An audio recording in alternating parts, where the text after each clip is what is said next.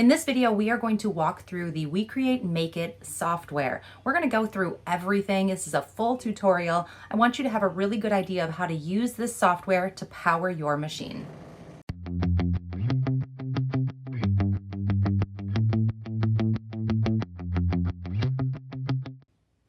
Hey, I'm Sarah. You're watching Creative Ramblings. I have been using WeCreate lasers since the very beginning when their software was in version 1.0. Today, the version we're covering is 3.0. Now, every time a software is updated, when that first number changes from 1 to 2 to 3, you know that there's a big update. They'll make individual updates, so maybe the next one will be 3.1 or 3.2. But when that first number changes, there's a big one. So it was worth making a new video to cover the software. If you are brand new to WeCreate lasers, whether you have a Vision, a Vista, or anything else they make, it is powered by the MakeIt software. So this video is applicable to anything they make. If you've been using your WeCreate laser for a while and just want a refresher or an update on what's new, this is going to be a great video for you to watch. So let's walk through everything, let's create a project together, and let's get you started and successful using the WeCreate MakeIt software.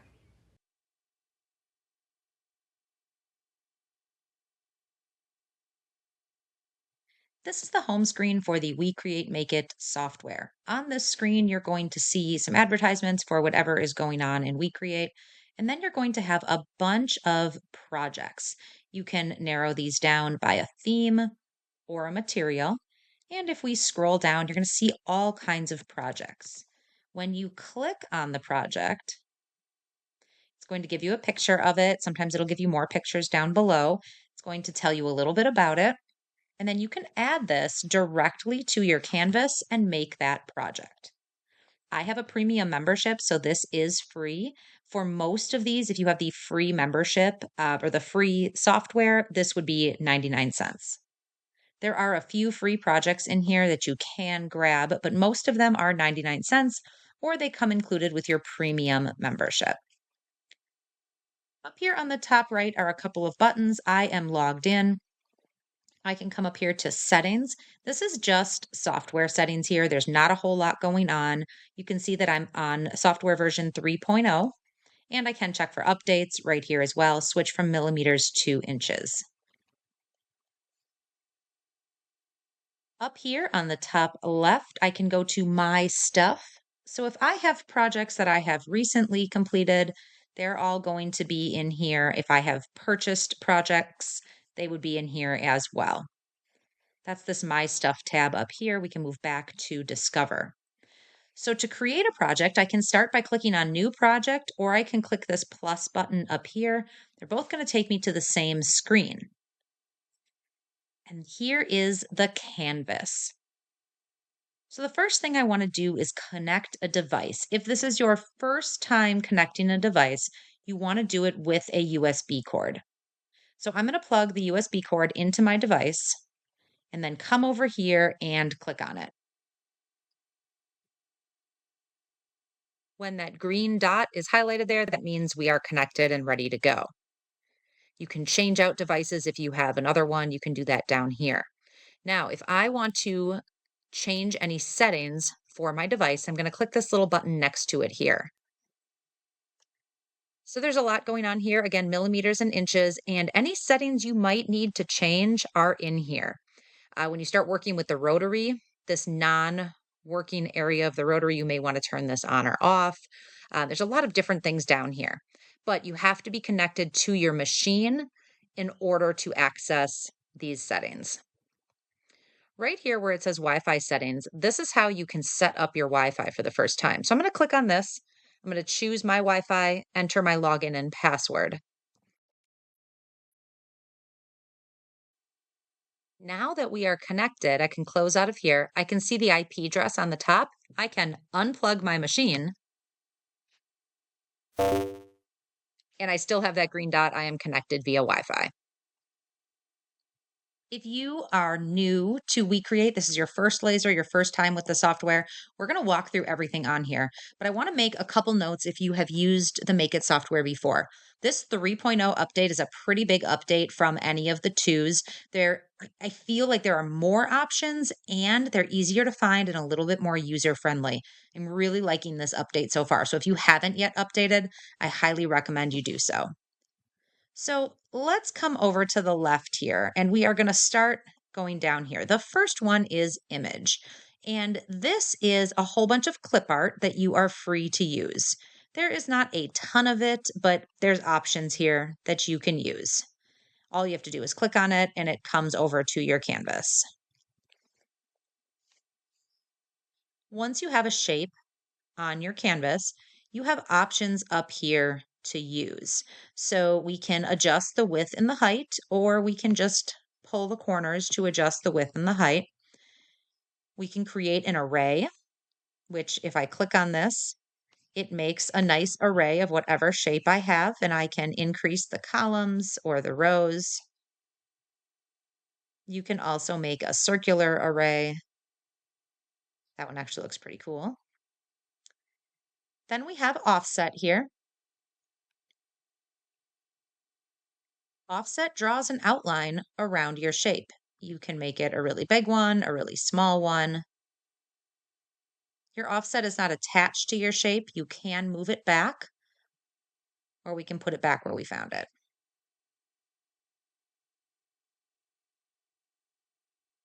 Now, if I wanted to connect all of this together, I can click and drag my mouse over, and I can choose the group button. So when I'm pulling this around, everything stays together. I can also ungroup it. We have a couple other options over here to flip things, but it's all going to look the same with this shape. We can rotate as well. This button over here that says center, if I click this, it just brings whatever I'm clicked on to the center of the screen. So let's go back to the left-hand side over to shapes. These are just some basic shapes that you can use.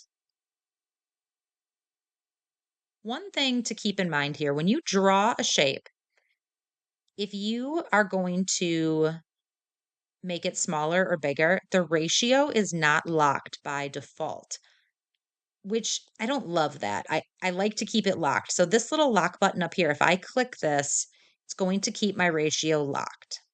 So good thing to keep in mind. So let's duplicate this circle. Just going to use a keyboard shortcut to do that. And now I have two circles that are slightly overlapping. I'm going to highlight both of them. And I'm going to come up here to align. So align allows you to move these around and line them up perfectly. Then we have the merge option. There's a couple different ways to connect objects within this screen. If I merge them, I'm going to make just one object. Undo that. Then we have the subtract, which is going to remove the top one from the bottom one.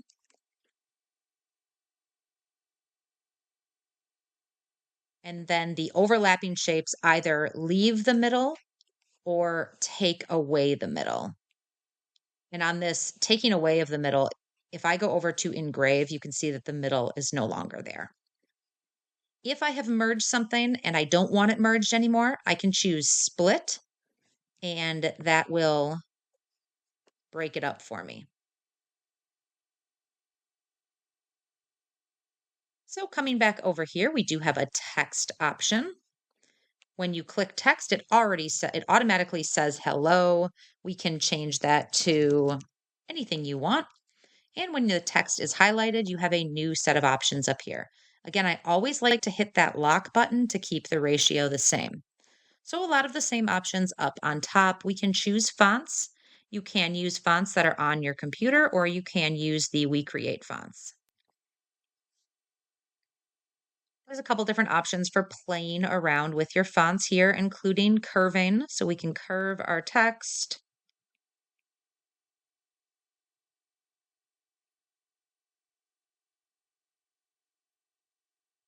So I'm going to change this to a font that overlaps a little bit. So in this one here, you can see that the lowercase letters all overlap a little bit. And right now we're set to cut. If I were to cut this out right now, each of those letters would be individual. That's where this weld button comes in handy. If I hit weld, it is going to bring everything together. So all those lowercase letters will cut out individually. Once you weld text, the text options go away and you're left with just the shape options. From here, if you split it, it actually just splits it into a whole bunch of different pieces. So I would recommend either using the undo button to go back or just making sure that your text is exactly how you want it before you weld. Moving down to pen, this gives you a lot of options here for keyboard shortcuts, but it does allow you to just draw shapes of any size and then move those shapes around.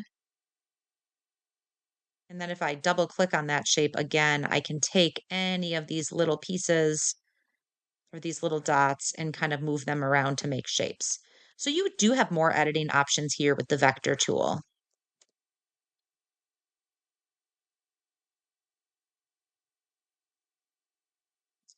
AI is up next, and I mentioned I do have the premium version. So I would be able to type in a prompt here and get an AI image. It is an option if you want to use it. Let's go down to Toolbox next. We have a jigsaw puzzle option, which would allow you to cut out a puzzle. This would be very cool if you had a printed image on something and you wanted to cut it out to make a puzzle.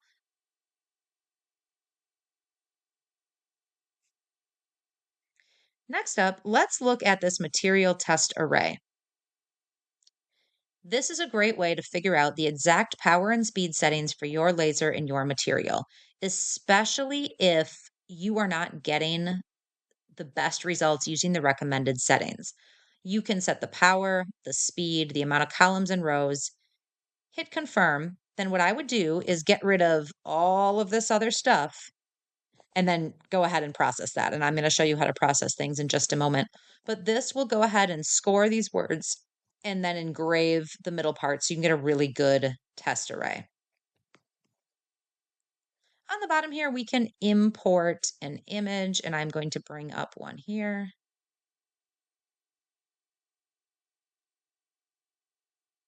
So this is a graphic that I designed that I'm going to import. So you can bring in any photo or any SVG to this software and play around with it. So if you notice here, all of these pieces of this SVG are different. So if I click off of it, I can come over and just grab that A. So before I do anything, I want to make sure everything is highlighted and I am going to merge them together. So now this is one graphic that I'm going to work with.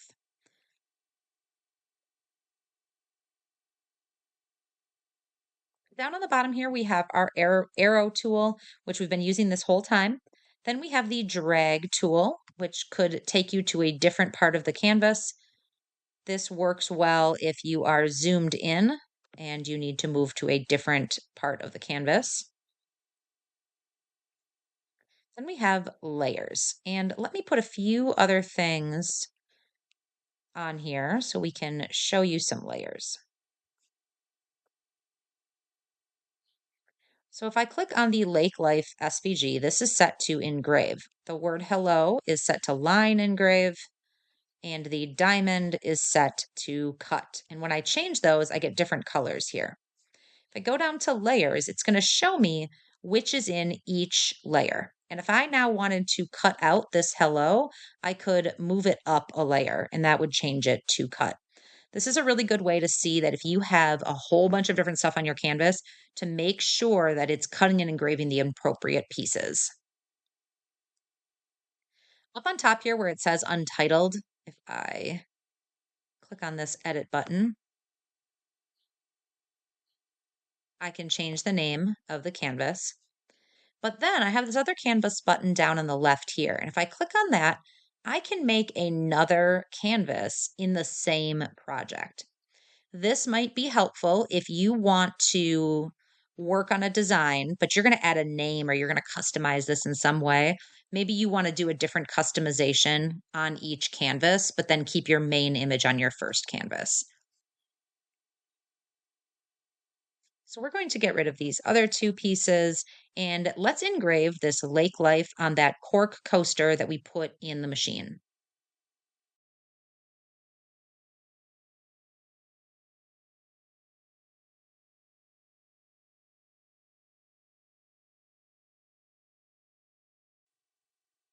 So my machine is connected.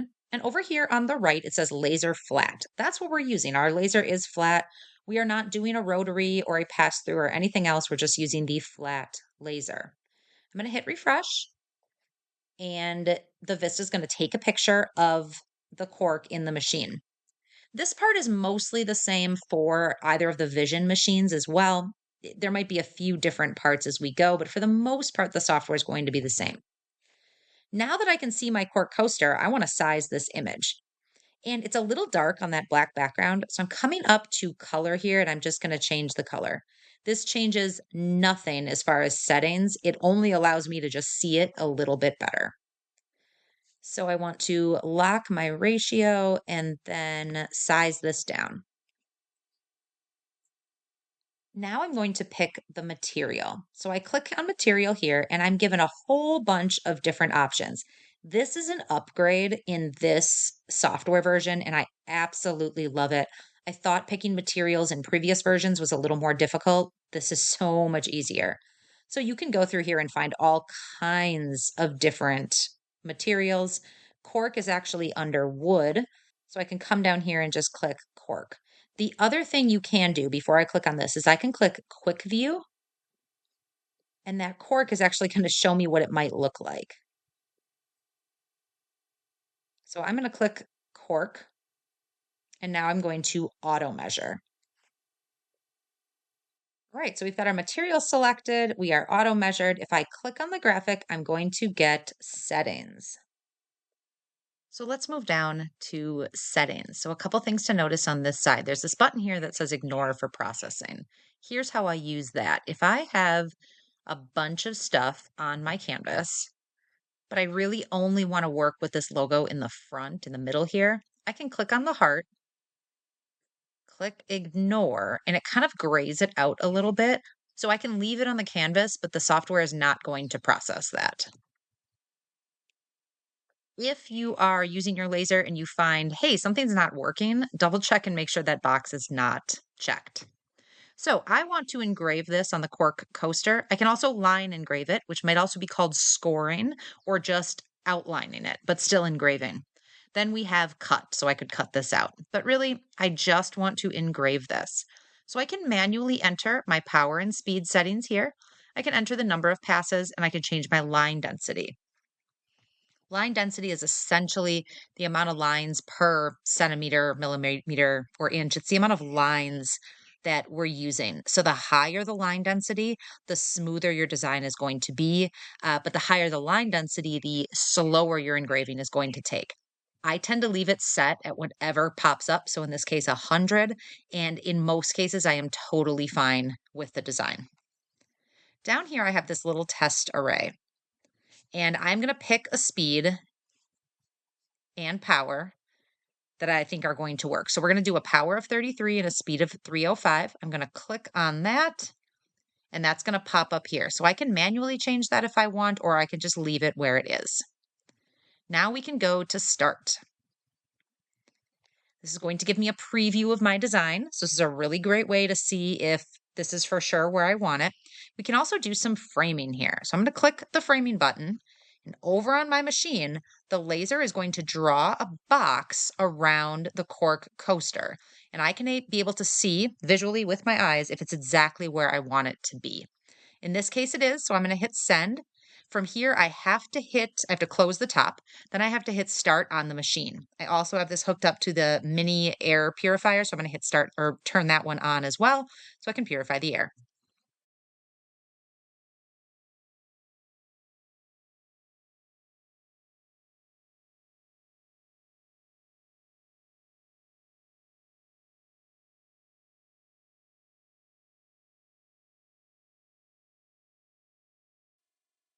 This project is complete. So I'm going to delete this, right click and hide the background.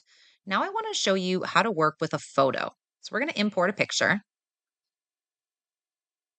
We're going to scale it to fit the canvas. This is Kenny. He's an adorable little cat that I have engraved many times. And when you bring in a photo, so this is a photograph, it was a color photo, and I used Canva to remove the background and change it to grayscale. Then I brought it in here. You can see that our options have changed all around. When you bring in a photo, the only option on the right here is to engrave. It is not, you are not going to be able to cut a photo. So if you ever bring in something that you really want to cut and it's not working, you probably have the wrong file type. The file type on that lake life design was an SVG, a vector. Those you can cut and engrave. So when I bring in Kenny, I get some options up here. So we can go into edit image. And from here, I could use this little magic tool or this erase tool to erase some of the background. It is not super precise, but it does get the job done. You can also crop here as well. I highly recommend using a external program to remove your background and turn it to grayscale before coming here. Next up, I have, well, let's go to Sketch first.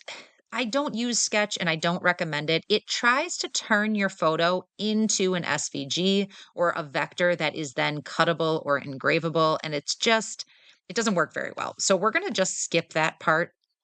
We're going to work with engraving this photo. So over on image processing, we can tweak our picture. So this is the original, and this is kind of what it might look like with all of these different settings. WeCreate does a great job of telling you what's going on if we hover over this question mark. These are all of the different types of image processing. We have everything from Jarvis, which is what we're set at right now. This drop-down menu gives you all these different options. And Jarvis works well on just about everything. I tend to stick with Jarvis for almost all my engraving, unless I am doing an acrylic or something that may be a little bit different, like a softer leather or something like that. But really, Jarvis is going to work for just about everything. I want to make sure that my DPI is relatively high. Now, this is a photo that I took with my phone. Ideally, I want a DPI that's at like 300. I can increase it here, but it is much better to have the original DPI be at least 300 and then bring the photo in. And then I can change all kinds of different things here. And again, it's going to show me that went a little too high because I took it away completely, but it'll show you what your changes look like. We also have the option up here under filters to do a couple different kinds of filters. So I could turn him into like a comic book character. If you are engraving on something dark, so a piece of black slate or black acrylic or metal or something like that, you want to invert your image. And you're going to find that right up here on filters. So you're going to invert it. If I go back to no content, this is what I would do for a piece of wood or something light colored. Over here to image algorithm is those same image processing uh, varieties that we had before. This is just another way to access that. And then some basic sharpness and grayscale options here. Everything else is the same. I can still pick my material, set my thickness, and I still have my engraving options here.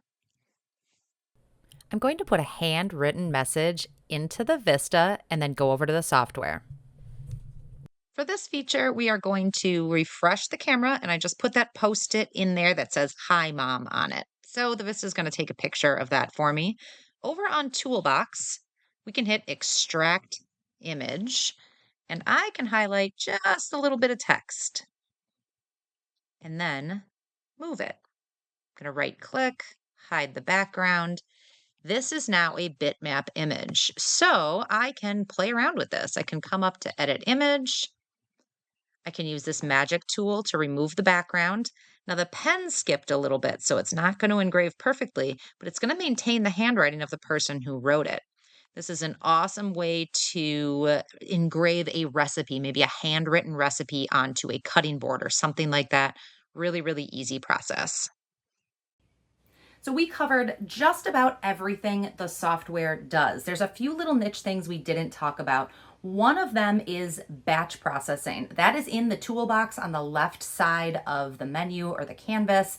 I'm going to link some WeCreate information down below on batch processing. So if it's something that you want to do, if you have 50 little dog tags that you want to engrave on, you can use Smart Fill and batch processing kind of interchangeably to create a lot of things at once. So I'm going to link that down below. Otherwise, we covered everything. If I did miss something or if you have further questions, let me know down in the comments. I'd be happy to chat with you. If you found this video helpful, give me a thumbs up and consider subscribing. I am here every week with new videos helping you move forward in your creative journey. Thank you so much for watching. We'll see you next time.